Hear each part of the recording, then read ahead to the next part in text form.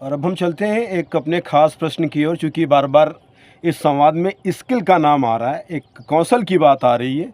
तो भैया मैं आपसे ही एक चीज़ जानना चाहूँगा कि जो कौशल है अपने युवा वर्तमान में, चूँकि अब आपने ही बताया है कि आजकल का युवा बहुत जल्दबाज़ी करता है। उसको बहुत जल्दबाज़ी रहती है अपने कामों में और कहीं न कहीं सब नहीं करते, कुछ संघर्षशील युवा हैं जो इस पहलू को नहीं पहचान पा रहे हैं। और भैया मैं आपसे एक ही चीज़ गुज़ारिश करना चाहूँगा कि कुछ कौशल के बारे में बताइए, जो युवा उसको अपने दैनिक जीवन में करता तो ज़रूर है, पर पहचान नहीं पाता है।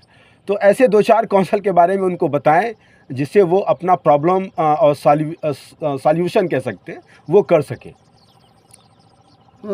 कौशल तो देखिए आपके अंदर क्या विशेष है, ये आपको ही पहचानना पड़ेगा या आपका शिक्षक है वो पहचानता होगा।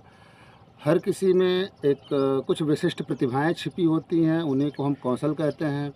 कोई बहुत अच्छा गाना गा लेता होगा, कोई बहुत अच्छा म्यूजिक बजा लेता होगा, कोई अच्छा बोल लेता होगा, कोई अच्छी एक्टिंग कर लेता होगा, कोई मे बी कि बढ़िया मैकेनिक हो सकता है, मोटर मैकेनिक हो सकता है, बिजली का मैकेनिक हो सकता है, कोई बहुत बढ़िया तरीके से मार्केटिंग कर सकता है।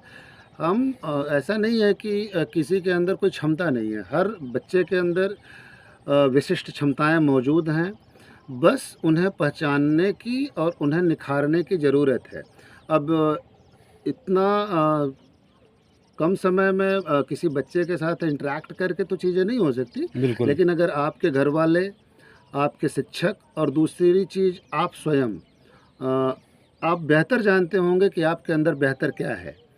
लेकिन फिर से मैं वही पहली बात कहूँगा कि सफलता के शॉर्टकट्स मत ढूँढिए।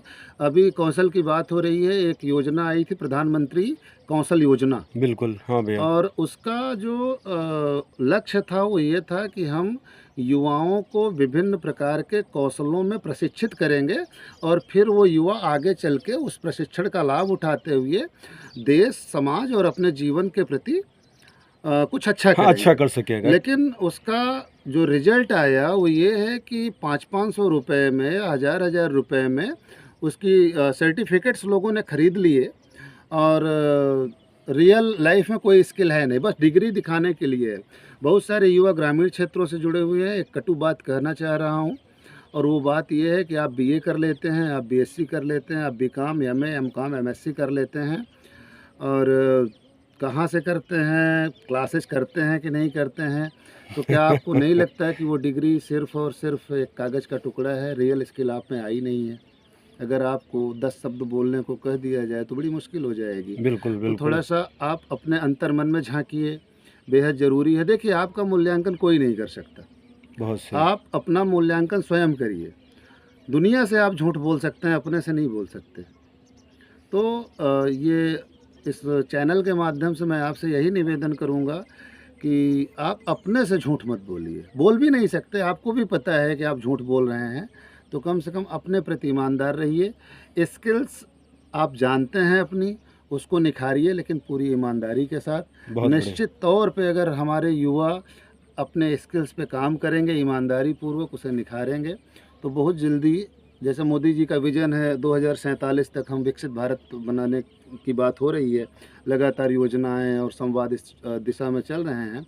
तो अगर हमारे सारे युवा अपनी स्किल्स पहचान के मेहनत करेंगे, तो निश्चित तौर पे हम भारत को 2047 क्या 2047 के पहले ही विकसित बना लेंगे। बहुत बढ़िया भैया, बहुत अच्छी जानकारी आपने दिया। अब हम चलते हैं अपने दूसरे प्रश्न की ओर। भैया मेरा दूसरा प्रश्न है कि आप कोई अपना ख़ास अनुभव साझा करें साथियों के साथ। तो जैसे मैंने मनोविज्ञान की पढ़ाई की और अब भी मैं पढ़ ही रहा हूँ मनोविज्ञान। ठीक है, एक पदवी है असिस्टेंट प्रोफ़ेसर की, लेकिन पूरी ईमानदारी के साथ मैं कहूँ तो मैं अब भी अपने आप को मनोविज्ञान का विद्यार्थी ही मानता हूँ। बहुत बढ़िया। जुड़े हुए युवाओं से भी ये निवेदन करूँगा कि कभी भी लर्निंग कंप्लीट नहीं होती है। आप किसी भी स्टेज में लाइफ में हों, बड़े हों, बच्चे हों, युवा हों, बूढ़े भी हों, तो भी आप सीखना कभी बंद न करिए, सीखते रहिए और सीखने का जो जुनून और जज़्बा तभी आता है, जब हम ये समझें कि हम लोग सभी लोग विद्यार्थी हैं, चाहे वो जीवन से सीखें, चाहे किताबों से सीखें, चाहे समाज से सीखें। मैं अपने बारे में ऐसा कुछ विशेष तो मतलब अनुभव बहुत सारे रहे हैं, बट ये है कि मैं आपको बताऊं कि मनोविज्ञान ने मेरे जीवन को एक प्रकार से बहुत प्रभावित किया है। अगर मैं मनोविज्ञान न पढ़ता और मनोविज्ञान की दुनिया में न आता तो जो समाज के प्रति दृष्टिकोण है मेरा वो वैसे ही रहता। हालांकि आज समाज के प्रति जैसे अभी शुरुआत में किसी ने नेगेटिविटी और पॉजिटिविटी की बात की, तो मेरे मन में कोई नेगेटिविटी नहीं है। इससे बड़ा अनुभव क्या होगा, इससे बहुत खास अनुभव क्या होगा। नहीं वाक़ई बहुत आप मुझे बढ़िया। गाली दे सकते हैं लेकिन फिर भी मैं आपके प्रति नेगेटिव नहीं होऊँगा। हो सकता है आप परेशान हो, उस वजह से गाली दे दिए हों, ठीक है?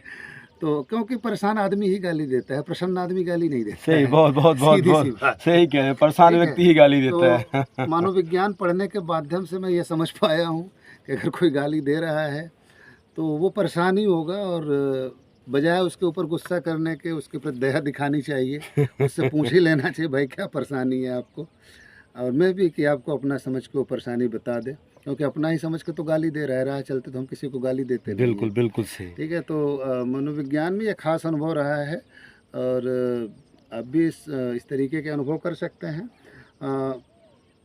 अनुभव में अब आपको ये भी बताएं कि कुछ आध्यात्मिक अनुभव भी रहे आपके मन में। बहुत सारी चीज़ें जैसे आप गाली पे ही हम लोग फिर से आए लौटें, तो जब हमें कोई शराबी गाली देता है और हम चिढ़ा के उससे गाली सुनना चाहते हैं तो हमको बड़ा मज़ा आता है। हाँ, तब गुस्सा जब नहीं हम उसको आता चिढ़ाते हैं और वो है। गंदी गंदी गालियाँ देता है फिर भी हम उसको और चिढ़ाते हैं और मज़ा लेते हैं, ठीक है? लेकिन जब कोई सामान्य आदमी जो नशे में नहीं है वो हमें गालियाँ देता है तो हमें बड़ी पीड़ा पहुंचती है। वही गालियाँ सेम सेम गालियाँ हैं, कोई अंतर नहीं, बल्कि वो ज़्यादा गंदी गालियाँ हैं।